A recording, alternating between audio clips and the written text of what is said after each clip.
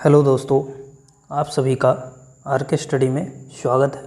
आज हम हिंदी प्रज्ञान एवं लेखन योग्यता UP triple S C VDO परीक्षा 2015 जो कि प्रथम पाली 21 फरवरी 2016 में हुआ था। शुरू करते हैं आज का वीडियो।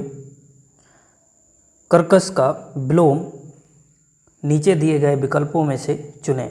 कठोर, विवेकी, मधुर या विनम्र। जिसका सही आंसर है ऑप्शन नंबर सी, तो 3 मधुर। कर्कश का विलोम मधुर है। कठोर की बात करें तो कठोर का कोमल, कोमल और विवेकी का अविवेकी, अविवेकी और विनम्र का अगर बात करें तो धृष्ट हो जाता है। क्या? धृष्ट। कठोर का कोमल, विवेकी का अविवेकी और विनम्र का धृष्ट। अगला है, जो इंद्र पर विजय प्राप्त कर चुका हो उसको क्या कहेंगे? इंद्रेज, इंदु, इंद्रजीत या जितेंद्र। जिसका सही आंसर है ऑप्शन नंबर 3, इंद्रजीत। और जो इंद्रियों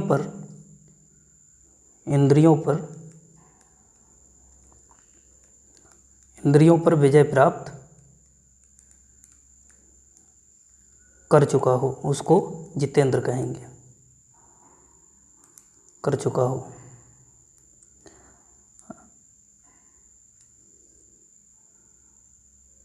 अगला है, उच्च कुल में पैदा हुआ व्यक्ति उसको क्या कहेंगे? धनी, सवर्ण, श्रेष्ठ या कुलीन। इसका आंसर है ऑप्शन नंबर 4, कुलीन। जो उच्च कुल में पैदा व्यक्ति उसको कुलीन कहते हैं। अगला है, ईश्वर तुम्हें दीर्घायु दे। अर्थ के आधार पर वाक्य का भेद बताएं। प्रश्नवाचक, विस्मयवाचक, इच्छावाचक या निर्देशवाचक वाक्य। जिसका सही आंसर है ऑप्शन नंबर 3, इच्छावाचक। क्यों? ईश्वर तुम्हें दीर्घायु दे, इसमें क्या प्रकट की जा रही है? इसमें इच्छा प्रकट की जा रही है, तो ये इच्छावाचक वाक्य हो जाएगा।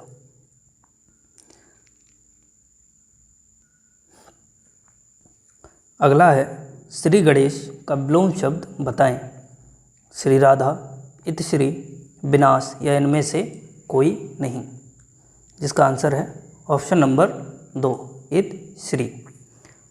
श्री गणेश का विलोम शब्द है। अगला है, फूल का पर्यायवाची नहीं है। सुमन, पुष्प, तनुजा या कुसुम। जिसका सही आंसर है ऑप्शन नंबर 3, तनुजा। तनुजा किसका है? ये बेटी का पर्यायवाची है। किसका? बेटी का। बाकी तीनों पुष्प के हैं।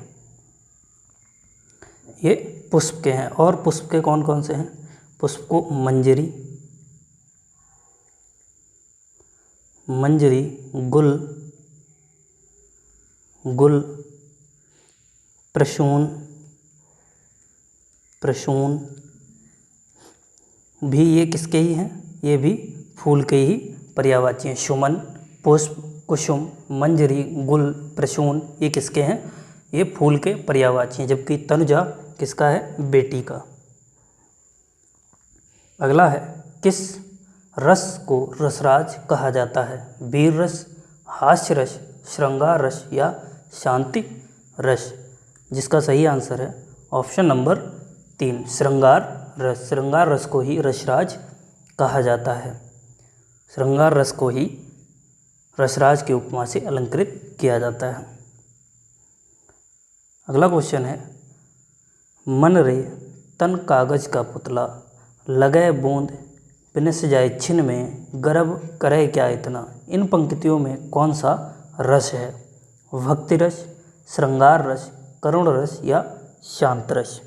जिसका सही आंसर है ऑप्शन नंबर 4 शांत रस। शांत रस क्यों है?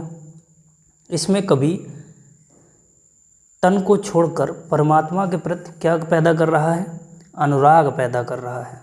और जहाँ अनुराग पैदा हो जाए वहाँ क्या होता है? शांत रस होता है।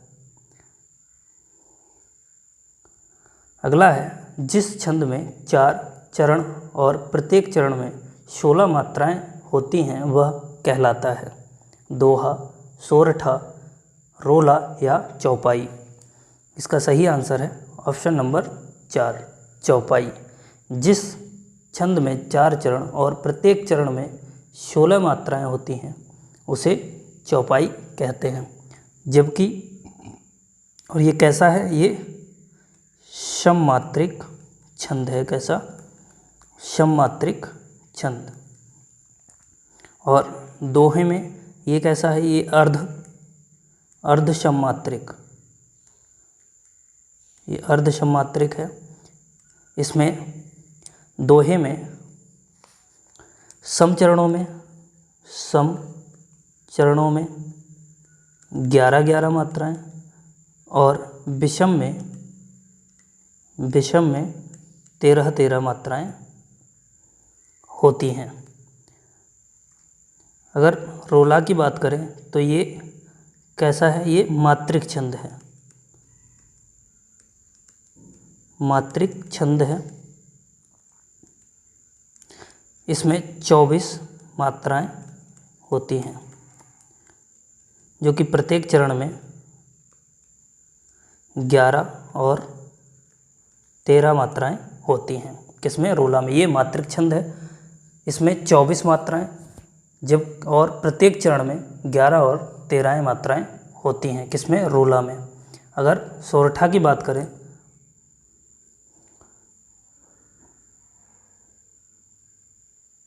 सोरठा, तो सोरठा में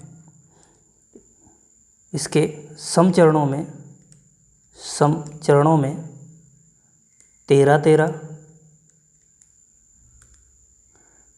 13 और विषम में 11 मात्राएं होती हैं। ये जो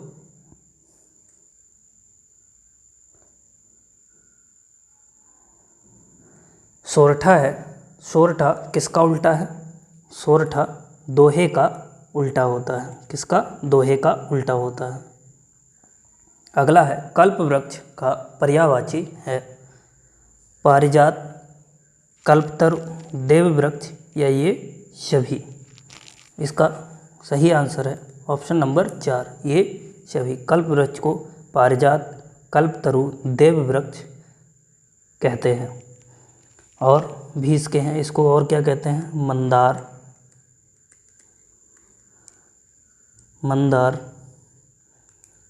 देवद्रम,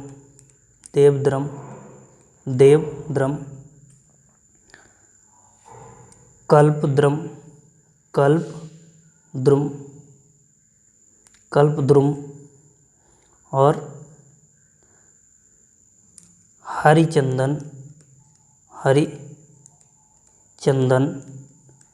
ये भी इसके क्या हैं? पर्यायवाची हैं। कौन कौन से? पारिजात, कल्पतरु, देववृक्ष, देवद्रम, मंदार, हरिचंदन, कल्पद्रुम, ये सब इसके क्या हैं? ये पर्यायवाची हैं।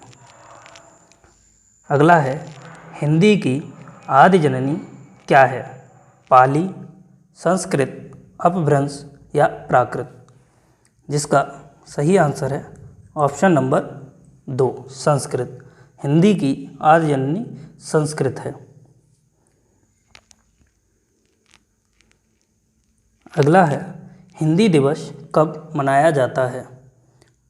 14 अक्टूबर, 14 सितंबर, 11 जून या 15 सितंबर। जिसका सही आंसर है ऑप्शन नंबर 2 14 सितंबर। 14 सितंबर के लिए हिंदी दिवस मनाया जाता है। जबकि विश्व हिंदी दिवस 10 जनवरी को मनाया जाता है। विश्व हिंदी दिवस 10 जनवरी और हिंदी दिवस 14 सितंबर। अगला है, दिन रात अध्ययन करके भी वह प्रथम स्थान प्राप्त नहीं कर सका। नीचे दिए गए विकल्पों में से वाक्य में रेखांकित शब्द की शुद्ध वर्तनी कीजिए। अध्ययन, अध्ययन, अध्ययन या अध्ययन, इनमें से शुद्ध वर्तनी कौन सी है? तो अध्ययन की शुद्ध वर्तनी ऑप्शन नंबर 2, ये इसकी शुद्ध वर्तनी है, ऐसे लिखा जाता है। अगला है, आविकारी क्या होता है? संज्ञा, सर्वनाम, अवयव या विशेषण? जिसका सही आंसर है ऑप्शन नंबर 3, अवयव। आविकारी शब्द को अवयव भी कहा जाता है। क्या होते हैं? जिन शब्दों के रूप में लिंग, वचन और कारक के अनुसार कोई परिवर्तन नहीं होता, जिनमें लिंग, वचन और कारक के अनुसार कोई भी परिवर्तन ना हो, उन्हें आविकारी शब्द कहते हैं। जैसे आगे हो गया, आगे, पीछे, आगे पीछे, ऊपर नीचे, ऊपर नीचे, यहाँ वहाँ, ये कैसे शब्द हैं? ये आविकारी शब्द हैं। अगला है, हिंदी वर्णमाला में व्यंजनों की संख्या है 32, 34, 33 या 36? जिसका सही आंसर है ऑप्शन नंबर 3, 33। हिंदी वर्णमाला में व्यंजनों की संख्या 33 होती है। अगला है, निम्नलिखित काव्यांश को पढ़िए और नीचे दिए गए प्रश्नों के उत्तर दीजिए।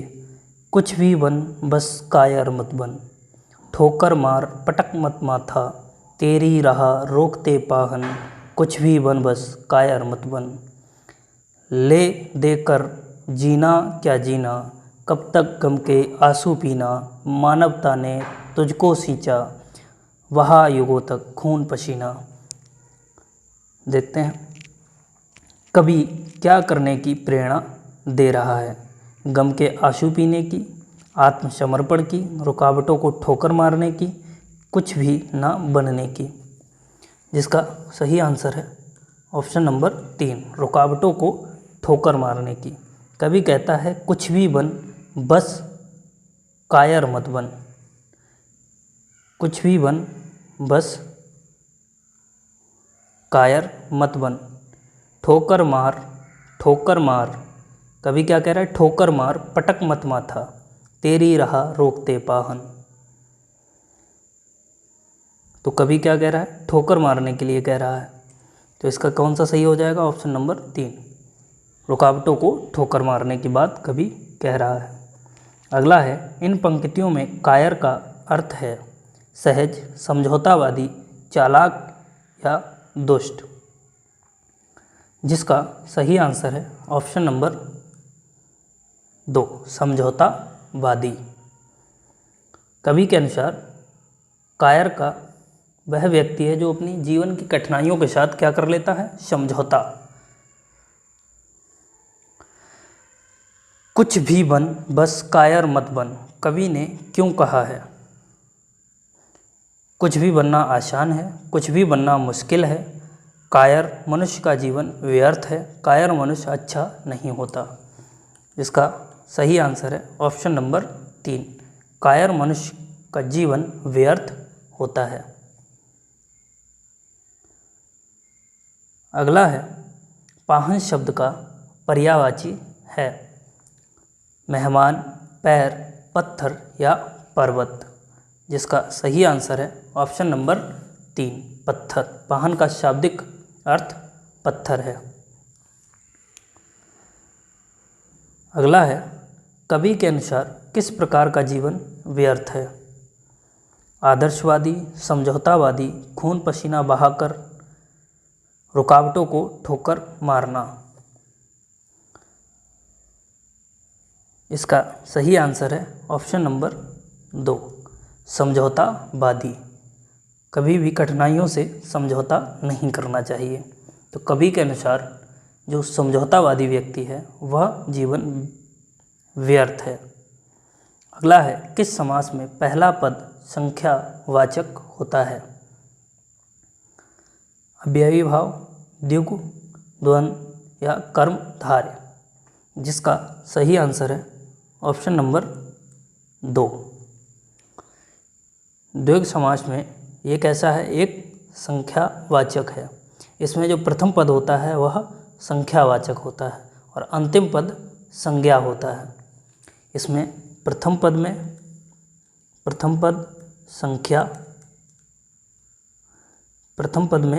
संख्या और अंतिम में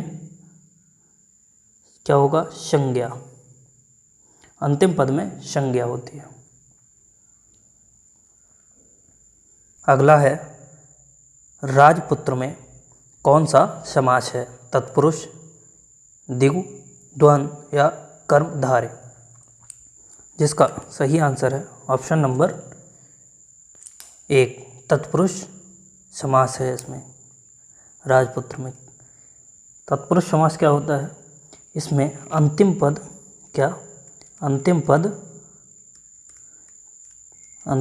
प्रधान होता है। अंतिम पद प्रधान होता है। इसमें प्रथम अगर देखें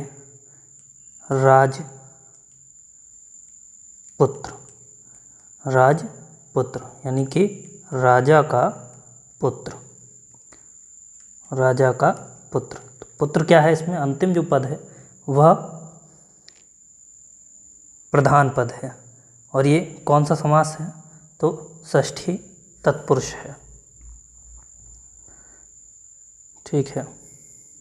अगला है, निम्नलिखित में प्रत्येक 4 विकल्पों में से बेमेल शब्द को चिह्नित कीजिए।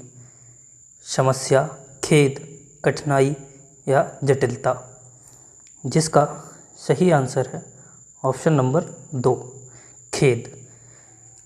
समस्या, कठिनाई, जटिलता, ये तीनों क्या हैं? ये काम की परेशानियों को दर्शाता है, जबकि खेद इन सभी से भिन्न है। खेद क्या है? प्रकट किया जाता है। तो इसमें खेद बेमेल शब्द हो जाएगा। अगला है, निम्न में से बेमेल को पहचानिए, यानी बेमेल शब्द को। घर, प्रियजन, परिवार, बच्चे, जिसका सही आंसर है ऑप्शन नंबर 1, घर। जबकि परिवार, प्रियजन तथा बच्चे किसको दर्शाते हैं? ये तीनों किसको? रिश्ते को दर्शाते हैं। रिश्ते को दर्शाते हैं, जबकि घर जो है वो इन सबसे क्या है? भिन्न है, अलग है। अगला है, जिस समास का पूर्व पद यानी कि पहला पद प्रधान हो उसे कौन सा समास कहते हैं? जिस समास का प्रथम पद प्रधान होता है उसको क्या कहते हैं?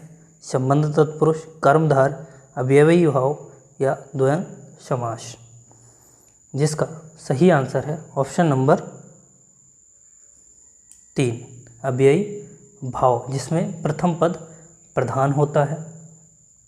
इन शब्दों का प्रयोग क्रिया विशेषण की भांति होता है। कैसे होता है? क्रिया विशेषण की भांति। जैसे कौन कौन से शब्द हैं? प्रतिदिन, प्रतिदिन, दिन दिन, दिन दिन, प्रतिदिन, दिन दिन और बेकाम, ये सभी क्या हैं? काम, बिना काम, ये सब किस में आते हैं? अव्ययी भाव में आते हैं। अगला है, दिए गए विकल्पों में से निर्गुण भक्ति काव्य के प्रमुख कवि कौन हैं? सूरदास, कबीरदास, तुलसीदास या केशव दास, जिसका सही आंसर है ऑप्शन नंबर 2। कौन है? कबीरदास। कबीरदास निर्गुण भक्ति धारा के कवि हैं। जबकि ये कैसे हैं? ये मूर्ति पूजा, जप तप, अवतारवाद, इन सभी के क्या करते हैं? ये घोर विरोध किया है इन्होंने, इसलिए ये निर्गुणवाद के कवि में आते हैं। अगला है, भारतीय संविधान में किस भाषा को राजभाषा के रूप में स्वीकार किया गया है? अंग्रेजी, उर्दू, हिंदी या तमिल? तो भारतीय संविधान में हिंदी को राजभाषा के रूप में स्वीकार किया गया है। और ये किसमें किया गया है? ये संविधान के भाग 17 और अनुच्छेद यानी आर्टिकल अनुच्छेद 343 के अनुसार राजभाषा हिंदी और लिपि देवनागरी। लिपि कौन सी है? देवनागरी। कामायनी महाकाव्य के रचयिता कौन है? सूरदास, प्रेमचंद, जयशंकर या कबीरदास? इसका सही आंसर है ऑप्शन नंबर 3, जयशंकर। कामायनी के रचयिता कौन है? जयशंकर प्रसाद जी। और भी इनके हैं, क्या है? चित्राधार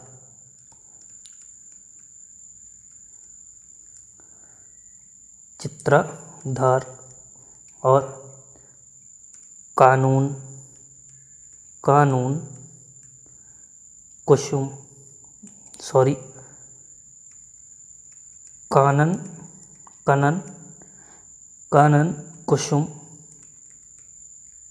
कुसुम और चित्राधार झरना और क्या है? आंसू, लहर, प्रेम पथिक। ये इनकी रचनाएं हैं। कानन कुसुम, झरना, आंसू, लहर और प्रेम पथिक, ये जयशंकर प्रसाद की ही रचना है। अगला है, पृथ्वीराज रासो किस काल की रचना है? आदिकाल, रीतिकाल, भक्तिकाल या आधुनिक काल?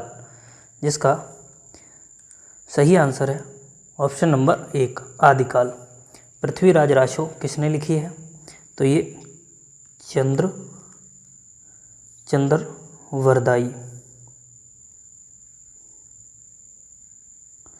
चंद्रवरदाई ने लिखी है। और किसके बारे में लिखा गया है इसमें? तो ये पृथ्वीराज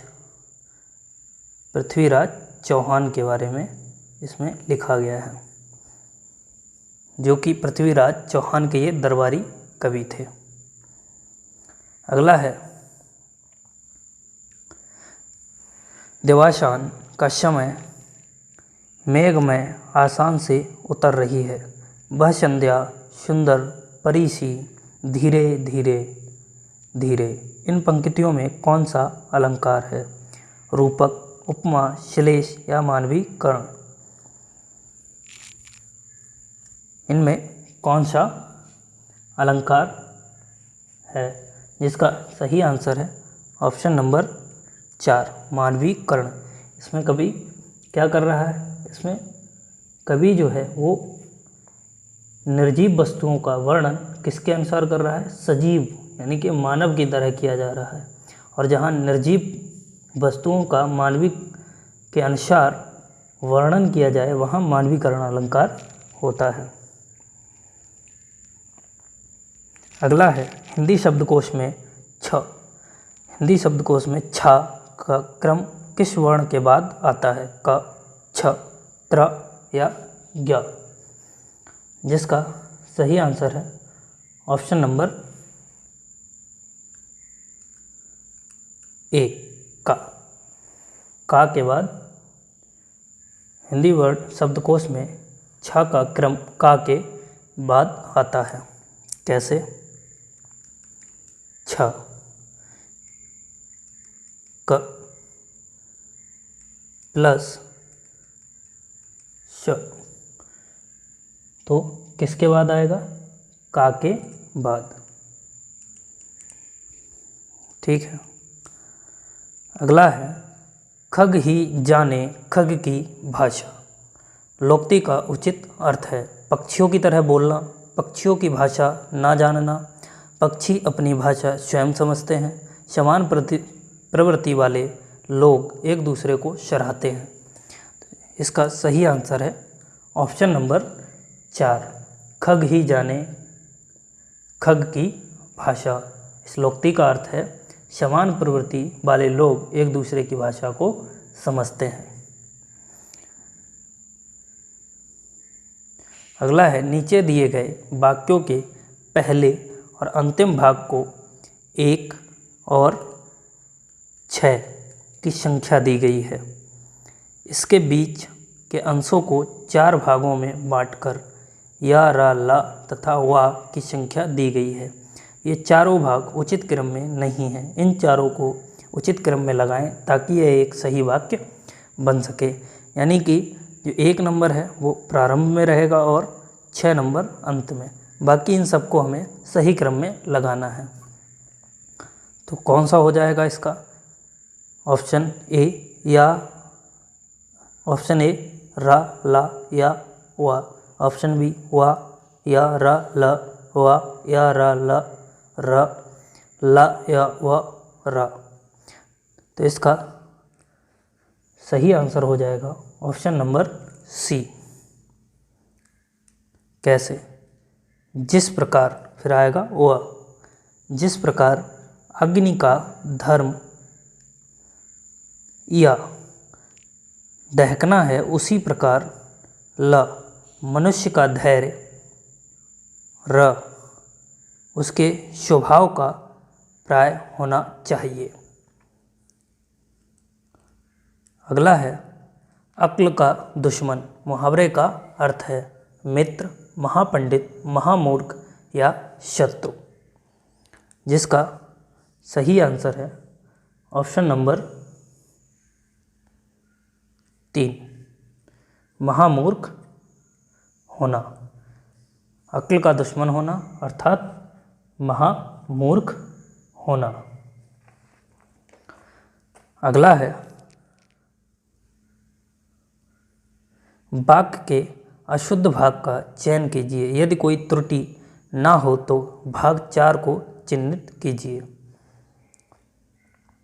धनवान को व्यर्थ, बेकार में देकर कोई लाभ ना होगा। धनवान को व्यर्थ में सहायता, यहाँ एक छूट गया है, धनवान को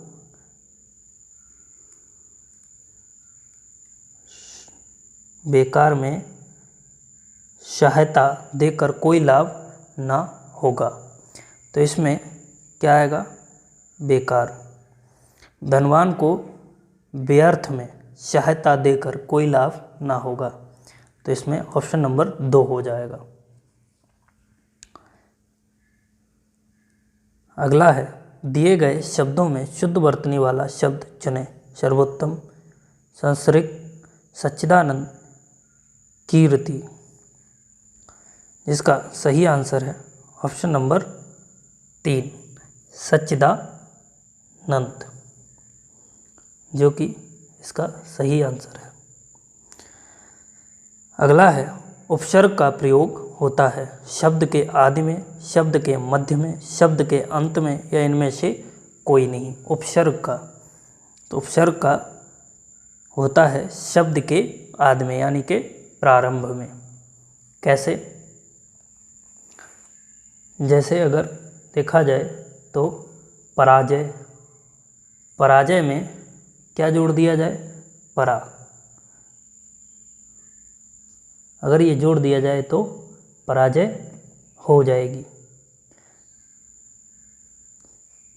जैसे अगर जय शब्द में विजय जोड़ दिया जाए तो जय का शब्द का अर्थ क्या होता है? विजय। तो जय से विजय, तो ये क्या करता है? जुड़कर उनके अर्थ में जो शब्दांश शब्दों के आदि में जुड़कर उनके अर्थ में परिवर्तित कर देते हैं उपसर्ग कहलाते हैं। अगला है मिठास शब्द में किस प्रत्यय का प्रयोग है? मीठा, ठास, आस या प्यास। जिसका सही आंसर है ऑप्शन नंबर 3 आस। प्रत्यय क्या होता है? जो शब्दांश शब्दों के अंत में जुड़कर उनके अर्थ में परिवर्तन या विशेषता लाते हैं वे प्रत्यय कहलाते हैं। जैसे आश इच्छावाचक प्रत्यय है और इससे बनने वाले शब्द कौन से हो जाएंगे? मिठास, प्यास, निकास, ये सभी आस प्रत्यय से बनने वाले शब्द हो जाएंगे। अगला है सत्याग्रह का सही संधि विच्छेद है सत्या प्लस ग्रह, सत प्लस आग्रह, सत्य प्लस ग्रह, सत्य प्लस आग्रह। तो इसका सही आंसर हो जाएगा ऑप्शन नंबर 4 सत्य प्लस आग्रह, जो कि इसका शुद्ध संधि विच्छेद है। और इसमें कौन सा है? तो इसमें दीर्घ संधि है। इसमें कौन सी संधि है? दीर्घ संधि है। क्या होती है दीर्घ संधि? ये दीर्घ संधि होती है इसमें दो श वर्ण आ और आ मिलकर दीर्घ आ बनाते हैं। जैसे यहाँ क्या है? यहाँ आ गया आ प्लस आ, तो क्या बन जा रहा है? ये सत्याग्रह, यानी कि आ प्लस आ मिलकर किसका निर्माण कर रहे हैं? आ का। तो यहाँ दीर्घ संधि हो जाएगी। अगला है दो वर्णों के मेल से होने वाले विकार या परिवर्तन को कहते हैं संधि, समास, उपसर्ग या प्रत्यय। तो जिसका सही आंसर है ऑप्शन नंबर 1 संधि। जब दो समवर्ती वर्णों के मेल से जो परिवर्तन यानी विकार होता है उसको क्या कहते हैं? संधि कहते हैं। इसमें पहले शब्द के अंतिम वर्ण और दूसरे शब्द के आदि वर्ण का मेल होता है। मतलब कि जो पहला शब्द है, पहले शब्द का अंतिम वर्ण और अंतिम का आदि,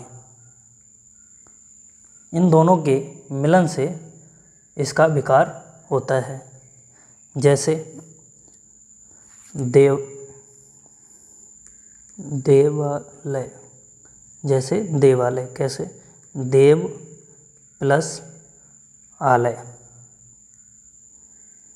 अब इसका अंतिम और इसका आदि यानी कि प्रथम, तो इसका अंतिम अ और इसका आ, इसमें भी कौन सी संधि हो जाएगी? दीर्घ संधि हो जाएगी। जैसे परीक्षा, क्या हो गया? परीक्षा। अगर इसको करें तो परि प्लस इच्छा, तो इसमें क्या हो जाएगा? इसका अंतिम ई प्लस ई क्या बन जाएगा? ई बन जाएगा। तो यहाँ भी क्या हो जाएगा? दीर्घ संधि हो जाएगा। तो इसका कौन सा? अंतिम और इसका आदि, इन दोनों के मिलने से जो विकार उत्पन्न होता है वही संधि। इन दोनों के मेल से जो भी बनता है उसको क्या कहते हैं? संधि कहते हैं। अगर वीडियो पसंद आया हो तो कृपया लाइक करें, शेयर करें और अगर हमारे चैनल पर नए हैं तो चैनल को सब्सक्राइब कर बेल आइकन को दबाना ना भूलें ताकि और ऐसे वीडियो की नोटिफिकेशन आप तक पहुंच सकें। जय हिंद।